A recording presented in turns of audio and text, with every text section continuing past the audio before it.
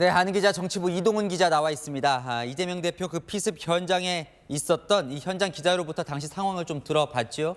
네, 이재명 대표는 오늘 오전 부산 가덕도 신공항 부지를 찾았는데요. 엑스포 유치 실패 이후 불안한 부산 민심을 잡기 위한 행보입니다. 오전 10시 30분쯤 이 대표가 일정을 마치고 보시는 것처럼 기자들에게 둘러싸여 질문을 받으면서 현장을 떠나기 위해 주차된 차 쪽으로 걸어가고 있었습니다. 그런데 파란 왕관을 쓴 피의자가 웃으면서 사인해달라고 외치며 기자들 사이로 들어오더니 갑자기 흉기로 이 대표의 왼쪽 목 부분을 찔렀습니다. 정말 순식간의 일이었다고 합니다. 이 대표 1.5cm 정도의 열상을 입었는데요. 셔츠가 젖을 정도로 피를 흘렸습니다. 당직자와 경찰이 현장에서 피의자를 검거했고요. 이 대표는 누워서 구급차를 기다리는 동안 휴지와 손수건으로 지혈을 받았는데요.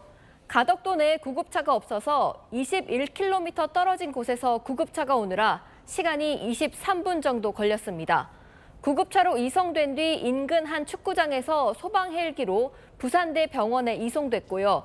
오후 1시쯤 헬기를 타고 서울로 출발했고 서울 노들섬에서 내려 앰뷸런스를 타고 오후 3시 20분쯤 서울대병원에 도착했습니다. 수술은 오후 3시 50분쯤 시작한 것으로 알려집니다. 방금 전 이제 수술이 끝났다는 소식 전해드렸는데 현재 이 건강 상태를 좀 소개해 주시죠. 네, 수술은 끝났는데요. 서울대병원 관계자는 처음 병원에 왔을 때 바이탈 사인에 문제가 있지 않았고 정맥 손상 정도로 추정된다고 했습니다. 권칠승 민주당 수석 대변인은 의료진이 경정맥 손상이 의심된다면서 대량 출혈이나 추가 출혈이 우려되는 상황이라고 밝혔는데요. 목 깊은 곳에 경동맥이, 목 바깥쪽에 경정맥이 있는데요. 한 당직자는 경동맥이 아니어서 그나마 다행이었다고 했습니다. 하지만 민주당 관계자는 채널A에 1.5cm 열상이라 경상인 줄 알았는데 흉기에 의한 주변 조직 추가 손상 우려가 있다며 생각보다 출혈이 상당했고 회복 후 퇴원, 복귀하는데 한 달 이상 걸릴 수 있다고 말했습니다. 자, 이 범인이 도대체 누구인지 이제 중요할 것도 같은데 지난달에도 뭐 이재명 대표 주변에서 보였다 이런 말도 있던데요. 57년생 남성 김모 씨인데요. 피습 당시에 내가 이재명이라고 적힌 파란 왕관을 쓰고 있어서 이 대표 지지자로 추정됐지만 확인된 건 아닙니다. 경찰 관계자는 살해 의도가 있었다고 진술했다며 동기는 더 확인해봐야 한다고 말했습니다. 피의자가 사용한 흉기는 인터넷으로 구입했다고 진술한 것으로 알려집니다.